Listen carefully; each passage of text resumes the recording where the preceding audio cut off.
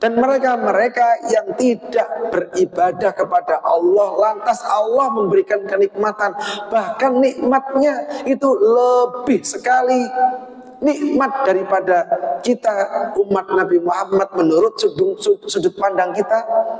Bagaimana? Maka malam hari ini kita akan membahas tentang istidraj. Kata yang mungkin jarang disampaikan, namun kejadian itu sangat sering terjadi, ada di sekeliling kita, dan na'udzubillah min dzalik. Semoga istidraj ini tidak menimpa diri kita, keluarga kita, kerabat-kerabat kita. Istidraj diambil dari wazan istaf'ala yastaf'ilu, istif'al isim masdar, istadraja yastadriju, istidraj, daraja derajat, pangkat. Jadi naik level, naik level, naik level. Dan itu bukanlah nikmat. Itu adalah jebakan.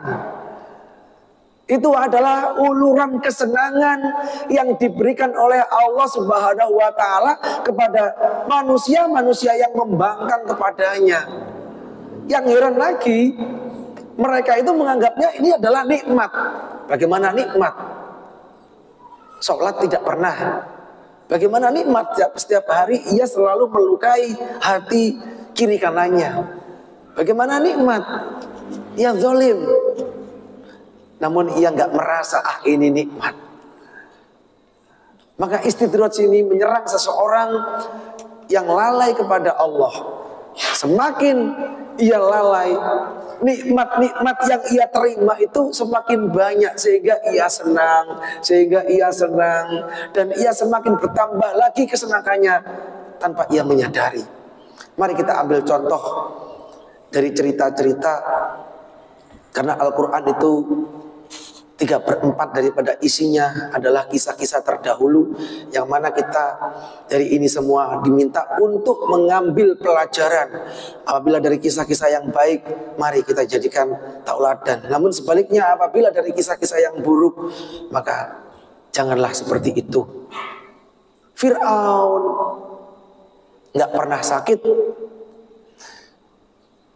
Makhluk Allah satu-satunya. Mungkin ada lagi Bapak Ibu sekalian ya, yang diberikan kesehatan, nggak pernah sakit, diberikan kekuasaan, diberikan otoritas, sampai dengan otoritasnya itu dia memiliki arbiteri sampai kesewenang-wenangan. Ia mengkultuskan dirinya sebagai Tuhan, padahal iblis itu nggak pernah mengakui ana rabbukumul a'la, nggak pernah. Iblis yang terlaknat itu nggak pernah ia mengaku kalau aku ini adalah Tuhan, nggak pernah. Tapi manusia ini yang namanya Fir'aun, karena nikmatnya yang diberi, nikmat kekuasaan, nikmat kesehatan, apalagi nikmat memiliki pengaruh, sampai ia mengakui dirinya sebagai Tuhan. Dan di akhir-akhirnya apa? Allah memberikan istidraj. Diulur terus, dan pada saat waktunya Allah langsung mengambil nikmat-nikmat tersebut. Di akhir hayatnya Fir'aun ini sempat bertobat, Bapak Ibu hadirin. Amantu bi Rabbi Musa wa Harun. Aku beriman kepada Tuhannya Musa dan Tuhannya Harun. Kaset telat semuanya, karena nyawa sudah berada di ujung tenggorokan. Istidraj ini diabadikan oleh Allah Subhanahu wa Ta'ala dalam surat Al-A'raf. A'udzubillahi minasyaitonirrajim. Walladzina kadzdzabu biayatina sanastadrijuhum min haitsu la ya'lamun wa umli lahum inna kaidi matin. Apabila dan mereka yang mendustakan ayat-ayat kita, sanastadrijuhum, Allah ini akan membiarkan mereka ngejarno. Jadi kalau misalkan ada seseorang yang memberi dengan kasih sayang, itu adalah enak sekali kita dapatkan. Namun memberinya dengan kebencian tapi diberi yang banyak, rasanya nggak enak Bapak Ibu hadirin. Dan ini walladzina kadzdzabu biayatina sanastadrijuhum, dan mereka yang mendustakan dengan ayat-ayat kita, berdusta, sanastadrijuhum, kita akan membiarkan mereka dijiarno sama Allah Subhanahu wa taala min haitsu la ya'lamun, dan mereka nggak ngerti. Dan ini Allah akan membiarkan mereka dalam kebinasaan. Wa umli lahum, diulur terus, diulur terus. Yang diulur apanya? Nikmatnya. Ibarat orang yang menerbangkan layang-layang itu diulur terus, diulur terus, diulur terus. Kemudian tak terbayangkan ngerinya ketika sudah berada di puncak ketinggian, maka Allah langsung membakar. Jatuh pada tingkat ketinggian itu adalah yang paling tersakit, yang paling mematikan dibandingkan dengan jatuh pada ketinggian yang sangat rendah. Dan istidraj itu perumpamaannya adalah seperti itu. Allah membiarkan diulur, diberikan nikmat, diberikan kata-kata nikmat kurang pantas ya, diberikan kesenangan terus sampai pada level ketinggiannya ia menyangka ini adalah nikmat dari Allah. Bagaimana nikmat? Beribadah aja tidak. Akhirnya orang itu terjatuh. Inna kaidi matin, dan sesungguhnya rencanaku, rencana Allah matin, amatlah kuat. Dan di sini dari hadis yang diriwayatkan oleh Imam Ahmad, Bapak Ibu hadirin yang dirahmati oleh Allah, Rasulullah Shallallahu Alaihi Wasallam bersabda, apabila engkau melihat Allah memberikan nikmat sementara engkau masih bergelimang maksiat, itu adalah istidraj, dan hati-hati.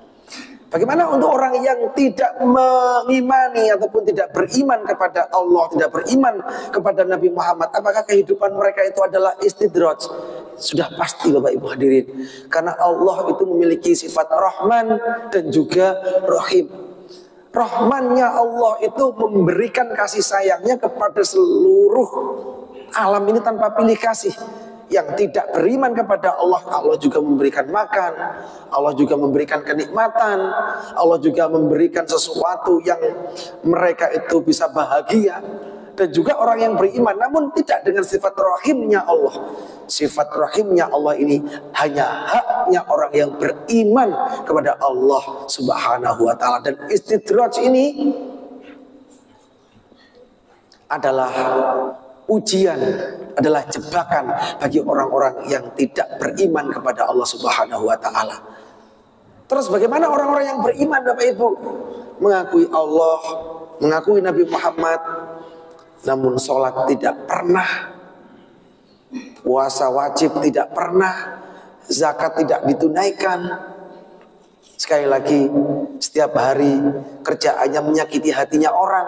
Apakah itu nanti istidraj?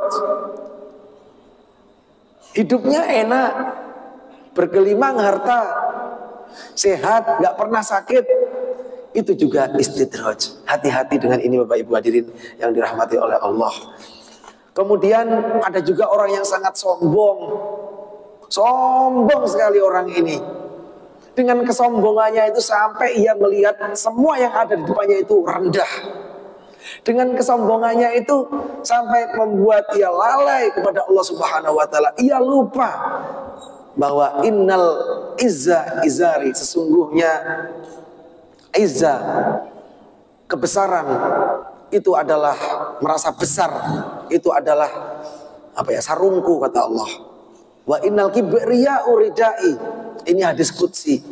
Sekali lagi hadis qudsi ini adalah wahyu dari Allah yang diterima oleh Nabi Muhammad, tapi redaksinya oleh Nabi Muhammad Shallallahu Alaihi Wasallam langsung disampaikan kepada beliau, dan beliau boleh merubah kata-katanya. Esensinya tetap sama. Ini hadis qudsi. Innal izza izari wal kibriya uridai. Dan sombong itu adalah rida ataupun sorbanku. Faman nazi'uni, barang siapa yang mengambilnya dariku, azabtu, aku akan mengadabnya. Jadi Allah menggambarkan kalau ada orang yang memiliki sifat sombong itu Bapak Ibu hadirin dirahmati oleh Allah, itu seolah-olah merebut ridanya Allah, seolah-olah. Seolah-olah merebut kebesarannya Allah, karena hanya ada satu zat yang boleh memiliki sifat sombong. Hanya Allah yang pantas memiliki sifat sombong. Nyatanya yang menciptakan alam semesta ini adalah Allah Subhanahu wa Ta'ala. Kita numpang semuanya. Kalau ada orang seperti ini, kemudian hidupnya juga masih enak, tanpa ia sadari, la yadkhulul jannah man kana fi qalbihi misqalu dzarratin min kibrin. Tidak akan masuk surga apabila ada seseorang yang dalam hatinya itu ada rasa sombong, meskipun sombongnya itu besarnya adalah min kibrin. Misqalu dzarratin min kibri dzarrah. Jadi sombongnya itu sebesar atom, Bapak Ibu hadirin, tidak masuk surga. Dan kita harus memahami iblis itu adalah makhluk Allah yang di surga dulu itu taat ibadah kepada Allah. Sangat taat sekali ibadah kepada Allah. Namun apa yang menyebabkan status iblis ini terlaknat, Bapak Ibu hadirin? Karena kesombongannya. Ana khairum minhu, katanya iblis, aku lebih baik-baiknya, lebih baik daripadanya, daripada Adam. Khalaqtani finnar, karena kau telah menciptakan aku dari bara api neraka, wa khalaqtahu min tin, dan kau menciptakan Adam ini dari tanah liat. Ngapain? Kenapa saya harus bersujud kepadanya? Ana khairum minhu. Hanya 3 kata, ana khairum minhu. Aku lebih baik daripadanya. Langsung oleh Allah Subhanahu wa Ta'ala dipecat dari surga. Fakhruj minha, keluarlah kau iblis, keluarlah engkau. Jadi iblis itu dikeluarkan dari surga bukan karena tidak beribadah, karena kesombongannya, Bapak Ibu hadirin yang dirahmati oleh Allah. Fakhruj minha, keluarlah engkau iblis. Fa innaka rajim, karena sesungguhnya engkau itu terkutuk, keluar dari surgaku. Dan ini orang sombong. Dengan kesombongannya itu justru menjadikan dirinya semakin kaya, semakin sehat, semakin menjadi big boss. Orangnya nggak pernah beribadah, bagaimana ini? Sudah pasti ini adalah istidraj, Bapak Ibu hadirin yang dirahmati oleh Allah. Dan semoga semuanya kita dijauhkan dari sifat-sifat ini.